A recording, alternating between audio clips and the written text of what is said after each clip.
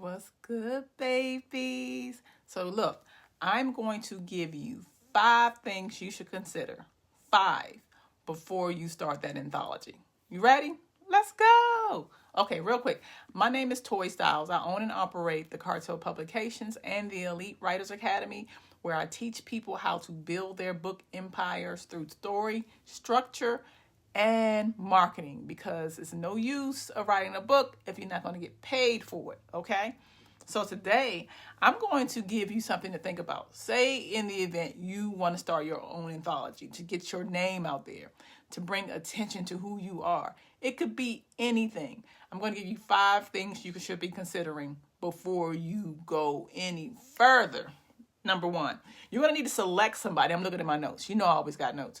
Number 1, select somebody who is organized. This person will be the captain and or the publisher. The reason why I say it could be the captain is because the person doesn't necessarily have to have a publishing house, but they should be very organized. You don't want to select anybody for this amazing job and they're trifling, because it's not going to get off the ground. So you want to get somebody who's organized and understands the importance of that. Number 2, select a genre. Now, you know me. I like the urban fiction world, and I spin that world up as much as possible. You can select whatever world you want. It could be Christian fiction. It could be, give me some, y'all. Give me some sci-fi.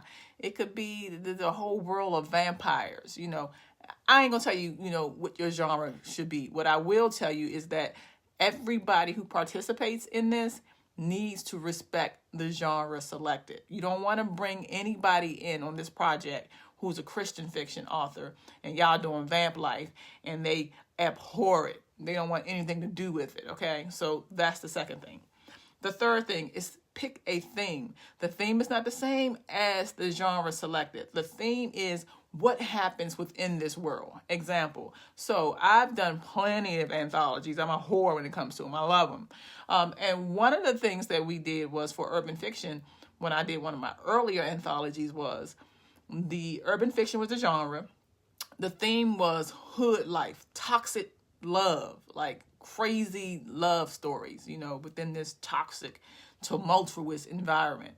So that was the theme. All stories contributed had to honor this theme. So you don't want to be thinking that the urban fiction genre or whatever genre you're selecting is the same thing as the theme. They are 2 different things, okay? 4. Consider the word count. How big do you want this book? Okay. The reason why this is so important is based on how big the book is, the writers who are contributing have to honor the word count. So we're doing 60,000 words. You can have Miss Twitterfingers or, somebody who just want to write the whole goddamn thing, submit her 40,000 word book in, trying to slide it under the guise of an anthology. No, baby, you have to wait for something else on that. So you want to make sure that you are clear. This book is going to be 60,000 words. Your contribution is 20,000 words, 10,000 words. It all depends on how many authors you're accepting. So that is very important to consider.